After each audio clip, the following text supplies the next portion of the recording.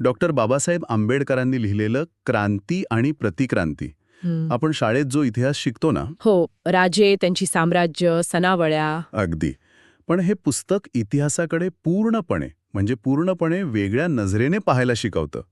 मला तर हे एका ऐतिहासिक गूढकथेसारखं वाटलं. कोणती गूढकथा? हीच की एकेकाळी संपूर्ण भारतावर ज्याचा वैचारिक आणि सांस्कृतिक प्रभाव होता, तो बौद्ध धम्म आपल्या जन्मभूमीतून जवळजवळ नाहीसा कसा झाला. हे खरंच एक मोठं कोड आहे. हो ना. आणि डॉक्टर आंबेडकर या पुस्तकात एका ऐतिहासिक गुप्तहेराप्रमाणे या प्रकरणाचा तपास करतात.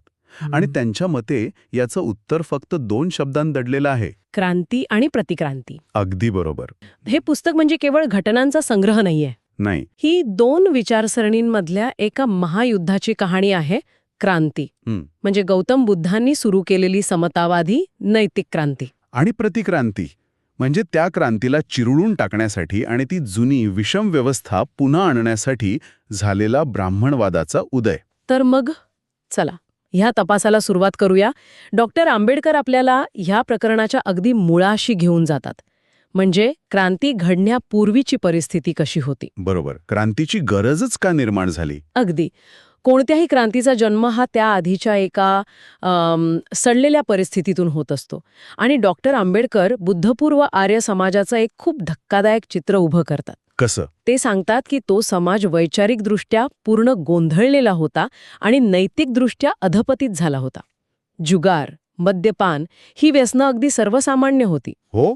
पुस्तकात नल दमयंती किंवा युधिष्ठिरासारख्या म्हणजे महापुरुषांची उदाहरणं आहेत जे जुगारात आपलं सर्वस्व हारले. हो, म्हणजे हे फक्त सामान्य लोकांपुरतं नव्हतं. नाही, हे अगदी राजघराण्यांपर्यंत पोहोचलं होतं. बरोबर.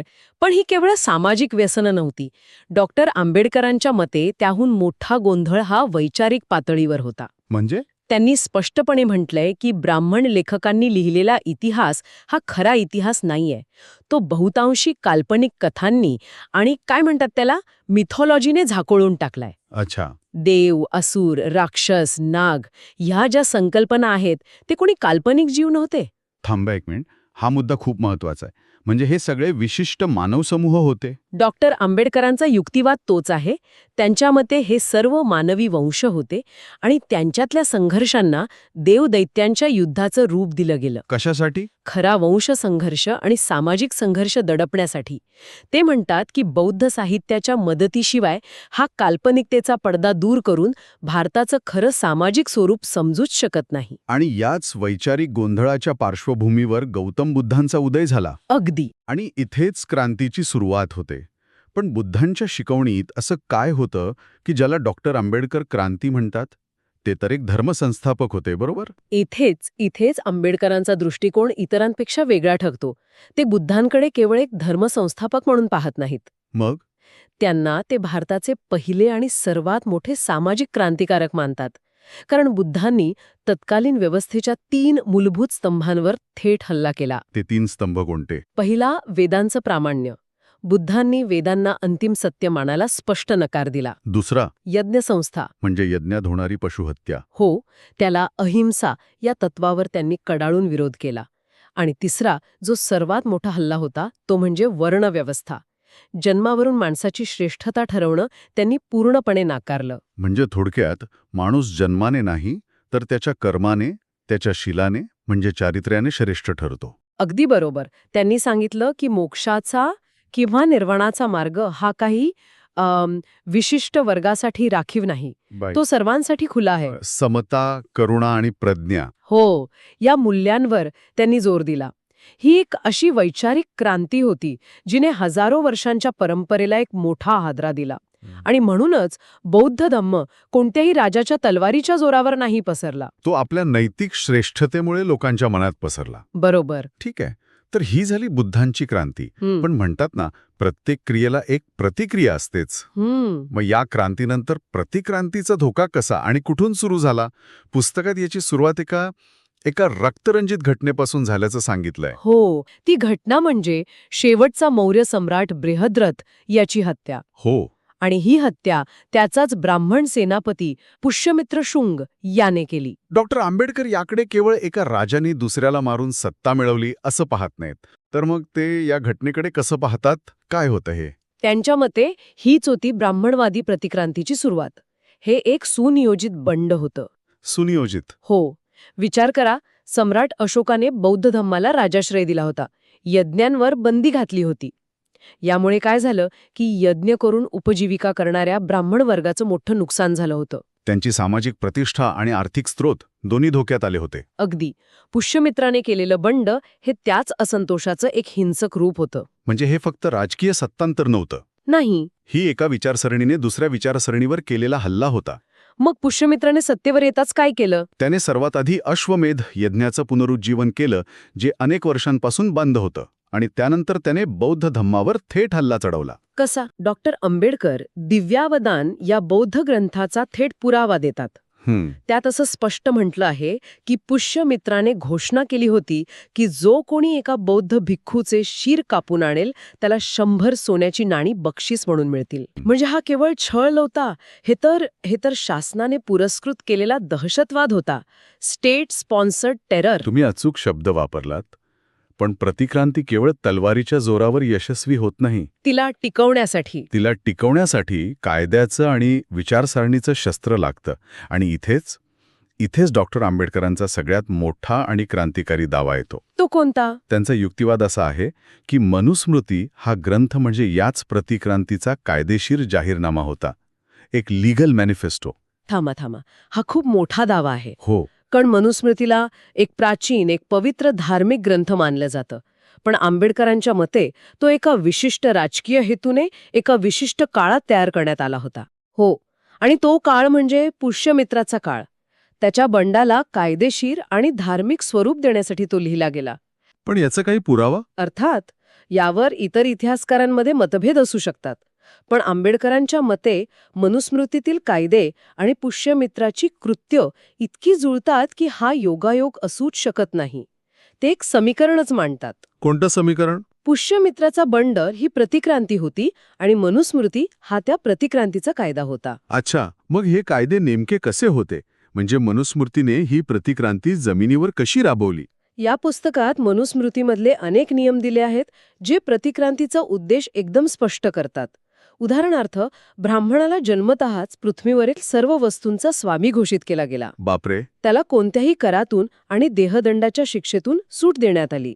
ब्राह्मणाची हत्या हे सर्वात मोठं पाप मानलं गेलं. आणि दुसऱ्या बाजूला जे या विचारसरणीला मानत नव्हते त्यांच्यासाठी काय तरतूद होती? त्यांच्यासाठी खूप कठोर नियम होते. मनुस्मृती म्हणते की पाखंडी किंवा नास्तिक, ज्यांना डॉक्टर आंबेडकर बौद्ध म्हणून ओळखतात, त्यांना राज्यातून कुठलीही दयामाया न दाखवता हकलून द्यावं. म्हणजे थेट हद्दपारी. हो. त्यांच्याशी बोलू नये, त्यांना जवळ बसू नये. म्हणजे एका वर्गाला अमर्याद अधिकार आणि दुसऱ्या विचारसरणीच्या लोकांचं सामाजिक आणि नागरिक खच्चीकरण. यातून एक अशी विषम समाजव्यवस्था निर्माण केली गेली जिच्या शिखरावर ब्राह्मण होते. आणि बौद्ध विचारांना पद्धतशीरपणे संपवण्याची कायदेशीर सोय होती. म्हणजे आधी तलवारीने हल्ला केला आणि मग कायद्याने ती विषमता समाजावर कायमची लादली. पण केवळ कायद्याने लोकांची मनं बदलता येत नाहीत. बरोबर. त्यासाठी त्यांच्या श्रद्धा, त्यांच्या कथा बदलाव्या लागतात. याबद्दल पुस्तकात काही म्हटलं आहे का? प्रतिक्रांती यशस्वी होण्यासाठी सांस्कृतिक बदल घडवणं आवश्यक असतं. मनुस्मृतीने कायद्याची चौकट तयार केली हे खरं. पण लोकांच्या मनात? हो. लोकांच्या मनात ब्राह्मणवादाची श्रेष्ठता ठसवण्यासाठी तुम्हाला कथांची गरज असते, नवीन देवदेवतांची गरज असते, एका नवीन सांस्कृतिक विश्वाची गरज असते. आणि इथेच पुराणं आणि भगवद्गीतेसारखे ग्रंथ रिपर्पज केले गेले. म्हणजे ते आधीपासून अस्तित्वात होते, पण त्यांचं स्वरूप बदलण्यात आलं. हो. डॉक्टर आंबेडकर अनेक विद्वानांचा दाखला देत सांगतात की बहुतक पुराणं ही पुष्यमित्राच्या प्रतिक्रांतीनंतरच्या काळात लिहिली गेली किंवा त्यांचं अंतिम स्वरूप याच काळात निश्चित झालं. अच्छा. या पुराणांमधून विष्णू आणि शिवासारख्या देवतांना महत्त्व दिलं गेलं आणि बौद्ध विचारांना कमी लेखण्यात आलं. एवढंच नाही तर भगवद्गीतेसारखा ग्रंथही याच काळात पुन्हा लिहिला गेला असावा असं ते मानतात. का? कारण गीतेमध्ये चातुर्वर्ण्याचं जोरदार समर्थन आहे, जे बौद्ध विचारांच्या पूर्णपणे विरोधात आहे. म्हणजे हा एक प्रकारे संपूर्ण कल्चरल टेकओव्हर होता. हो. कायदे बदला, इतिहास बदला आणि लोकांच्या देवांनाही बदला. अगदी.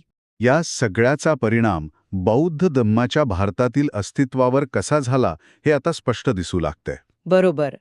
आणि इथेच आपण आपल्या मूळ प्रश्नाकडे परत येतो. की भारतातून बौद्ध धम्म नाहीसा का झाला? हो, सर्वसाधारणपणे याचं खापर मुस्लिम आक्रमकांवर फोडलं जातं. हो, तेच तर.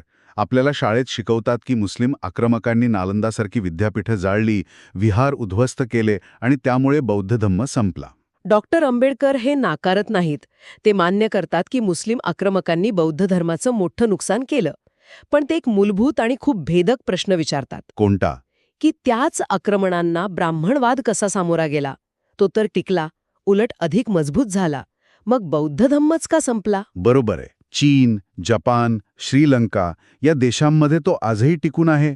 मग आपल्या जन्मभूमीतच असं का घडलं? आणि याचं उत्तर काय आहे? याचं उत्तर प्रतिक्रांतीमध्ये दडलेलं आहे. आंबेडकरांच्या मते कीड आधीच लागली होती. मुस्लिम आक्रमणे हे केवळ निमित्त ठरले. अगदी. बौद्ध धम्माचा पाया आधीच पोखरला गेला होता. याची 2 मुख्य कारणं ते देतात. पहिलं म्हणजे ब्राह्मणवादी राजांनी केलेला अमानुष छळ. जसं की पुष्यमित्र शुंग. हो, त्याच्यापासून ते हुण राजा मिहिरकुल आणि बंगालचा राजा शशांक यांसारख्या अनेक राजांनी बौद्ध विहार आणि स्तूप नष्ट केले. हजारो भिक्खूंच्या कत्तली केल्या. म्हणजे अंतर्गत शत्रूंनीच बौद्ध समाजाला इतकं दुबळं आणि असुरक्षित करून ठेवलं होतं. की ते बाहेरील आक्रमणांना तोंडच देऊ शकले नाहीत. आणि दुसरं कारण काय?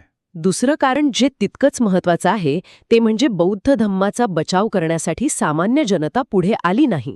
असं का? कारण बौद्ध धम्मात धार्मिक विधी आणि नेतृत्व हे केवळ भिक्खू संघाच्या हातात एकवटलं होतं. सामान्य उपासकांची भूमिका मर्यादित होती. अच्छा. या उलट ब्राह्मणवादाने प्रत्येक व्यक्तीला पूजा अर्चा, कर्मकांड यात गुंतवून ठेवलं होतं. त्यामुळे काय झालं की जेव्हा मुस्लिम आक्रमकांनी बौद्ध भिक्खूंच्या कत्तली केल्या आणि विहारांना लक्ष केलं, तेव्हा बौद्ध धम्माचं नेतृत्वच संपलं. आणि सामान्य अनुयायांना वालीच उरला नाही. मग त्यांच्यासमोर पर्याय काय उरला? त्यांच्यासमोर 2च पर्याय होते. एक तर ब्राह्मणवादाच्या छळाला आणि मुस्लिम आक्रमकांच्या अत्याचारांना तोंड देत बौद्ध म्हणून जगणं, किंवा सोपा मार्ग स्वीकारून इस्लाम स्वीकारणे. आणि अनेकांनी दुसरा पर्याय निवडला. हो, त्यामुळे बौद्ध धम्माच्या ऱ्हासाची जमीन ह्या प्रतिक्रांतीने अनेक शतके आधीच तयार करून ठेवली होती. तर क्रांती आणि प्रतिक्रांती हे पुस्तक खरंच भारताच्या इतिहासाकडे पाहण्याचा आपला दृष्टिकोनच बदलून टाकतं. नक्कीच. हा केवळ राजा महाराजांचा इतिहास नाही, तर समता विरुद्ध विषमता, करुणा विरुद्ध कर्मकांड, प्रज्ञा विरुद्ध परंपरा या 2 विचारसरणींमधील एका दीर्घकाळ चाललेल्या युद्धाची कहाणी आहे. हो, हे पुस्तक आपल्याला राजकीय सत्ता, सामाजिक रचना आणि धार्मिक ग्रंथ यांच्यातल्या गुंतागुंतीच्या संबंधांवर विचार करायला भाग पाडतं. यातून एक गोष्ट स्पष्ट होते. कोणती? की इतिहास हा केवळ घडलेल्या घटनांचा क्रम नसतो, तर तो एक विशिष्ट हेतूने जिंकलेल्या विचारसरणीकडून घडवलेला असतो. डॉक्टर आंबेडकर आपल्याला इतिहास चिकित्सकपणे का हा प्रश्न विचारून वाचायला शिकवतात. अशाच विचारांना चालना देणाऱ्या पुस्तकांवर आणि कल्पनांवर अधिक सविस्तर चर्चा ऐकण्यासाठी आमच्या चॅनलला नक्की फॉलो करा. आणि हा संवाद तुम्हाला महत्त्वाचा वाटला असेल तर तो इतरांपर्यंत पोहोचवण्यासाठी शेअर करायला विसरू नका. पुढच्या वेळी भेटूया एका नवीन विषयासह. धन्यवाद.